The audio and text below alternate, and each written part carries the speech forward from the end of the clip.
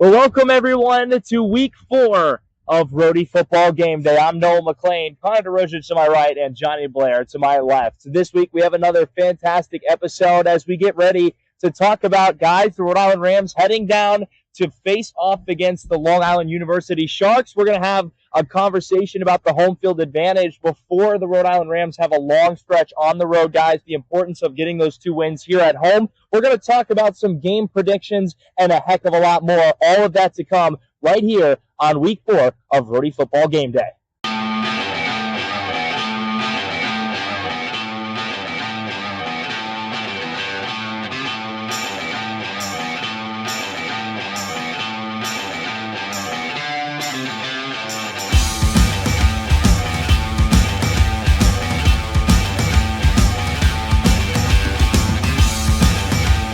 Welcome back, everyone, to Rhody Football Gameday. Connor Derosia, Jonny Blair, and myself, Noah McLane. Well, guys, let's talk about the results in Week 3. And, of course, as we know, the CAA kicked things off in conference play, including an impressive victory for Rhode Island right here at home last Saturday with a commanding 21-9 victory for the URI Rams. And now let's talk about some of the other conference results. Delaware knocking off NC A&T 42-13, commanding victory for those guys. Villanova, an upset, squeaking by Towson, guys, 14-13, low-scoring game, still very exciting game. That was very interesting. And then Monmouth, an absolute demolish of Maine, 51-22. When you talk about offense, 51 points, that is offense right there, and that was done on the road for Monmouth as well. Yeah, that wasn't the only blowout. Tons of blowout this week. Stony Brook, Hampton, and New Hampshire all had massive wins, while Richmond finally won its first game in a 38-0 shutout against Charleston Southern.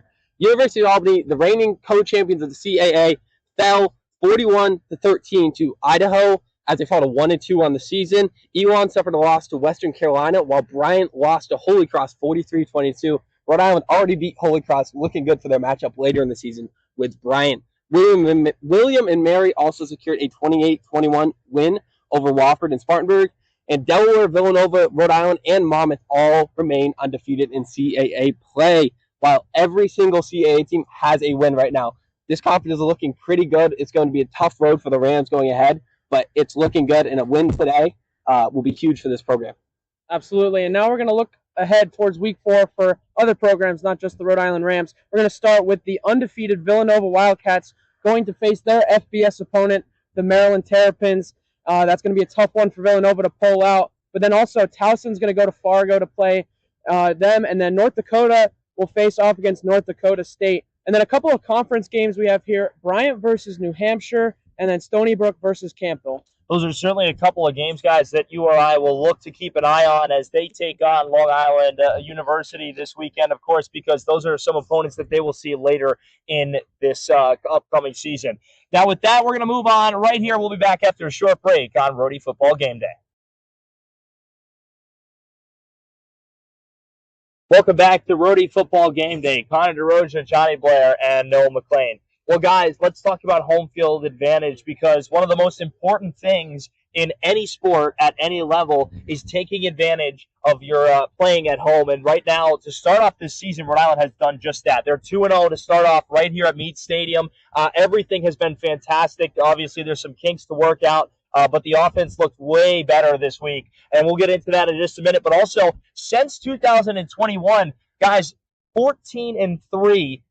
And since that date in 2021, one of the most dominant performances right here at home in program history. Yeah, not only does it help a ton on the field, having these fans at the game, getting in other players' heads, but it helps so much with funding for NIL, recruitment, and everything like that. Seeing you have a dominant place to play. You know, we've seen investments from the school, the university, new video board, okay? More, the development of Rhody X and the NIL fund. It helps so much, not only on the field, but, the future on the field, the new guys that will come in, the guys from the transfer portal. So having that home field advantage shows that students, the people that are investing the money into this, it shows them that this is a program that can go farther than where it is right now. And I think the home field advantage of 14-3, like you said, since 2021 is huge going forward for this Rams team. Absolutely, and with the recent success of this Rams team, it's definitely showing in the turnouts of these home games packed stadiums night in and night out for both of these home games so far this season. And that's thanks to the success that Jim Fleming has had in his first few years here at Rhode Island. And they're all coming home now for this 2024 season that has serious potential for a magical run for the Rams.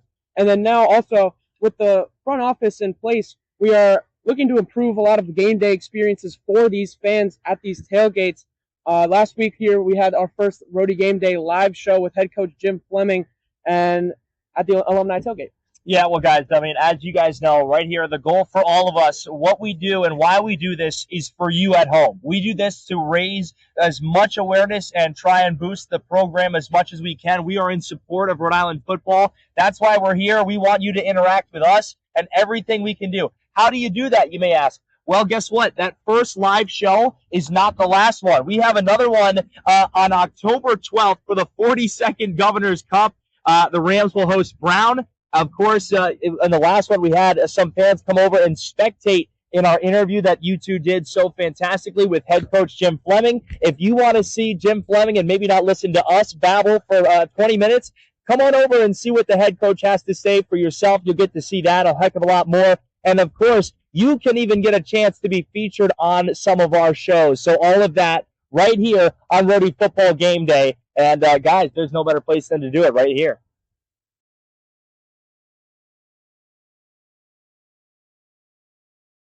Welcome back to Rhody Football Gameday. Connor Derosia, Jonny Blair, and Noah McLane. Well, guys, let's talk about the URI Rams heading down to face off against the LIU Sharks. They will head down to Long Island, New York, one of my personal favorite places that I have discovered in the last few years for a Week 4 competition. And, guys, one thing to note, the Sharks have started off this year 0-3. They have played a lot of different players, but guess what? That record is deceiving. This is a very talented team, and they have a lot to bring to the table ahead of Week 4. Yeah, like Noah just said, super misleading. But 2 out of the 3 games have been very close. With Week 1 against University of Albany, like I said, the reigning co-CAA champions with a 21-27 loss to them. Week 2, they did kind of get destroyed by TCU, but that's an FBS matchup, 45-0. You kind of expect that going into Week 2. Happened to the Rams as well. And then last week, Week 3, they lost to Lehigh 20-17. So very close games all the way through. They dominated the time of possession in most every game except for, that TCU game, who was in the national championship just a couple years ago. So this team, while they are 0-3, they are far better than their record suggests. Absolutely. The Sharks are a well-coached, well-rounded team that wants to control the pace of the game on the ground and have the passing game more of a complementary piece of their offense. And despite what we're talking about with their offense, their defense is quite stout. They gave UAlbany and Lehigh a lot of issues in their games there. And beating LIU at home is a task that's easier said than done. Their record of 0-3 does not reflect what kind of team that they are. But if the Rams play a complete, well-rounded game themselves, they can enter the bye week at 3-1, having a very nice start to their season. Yeah, absolutely. I mean, we sat down yesterday with head coach Jim Fleming, and he said you have to take it day by day, minute by minute. Every snap, every rep counts. And, guys, when you go into a game like this, you have to go into it thinking you're playing a Minnesota team. It doesn't matter what team you're facing. Every game presents something new, and we'll see what Rhode Island can do, hopefully get to that 3-1 start this weekend against LIU.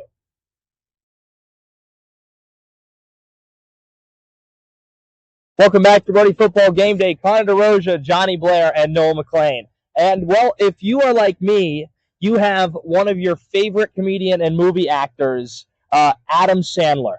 Now, he has a movie called The Longest Yard, and I think it is one of the best movies of all time that he has done. And, guys, even though we are not playing prison football today, we're going to be throwing to see how far we can throw a football, and we're just going to see just how far and how difficult it may be for a college athlete. Now, given we don't have a guy like A.J. Pena coming at us off the outside. But nonetheless, we're going to see today just how far we can throw it. And without further ado, let's see who can get that ball in the air. Okay, we got a field general quarterback back there. Take the snap, drop back, uncork it to half your left. Starting at the 10. Red 9. The other cannon is from Mr. McLane. Gets the snap, drops back, 2 lefties with their own leg. 2 forward feet. Stop. Yeah, here he goes. Stop. Does he have the distance? He's going to throw it. Oh, gosh. Oh, yeah.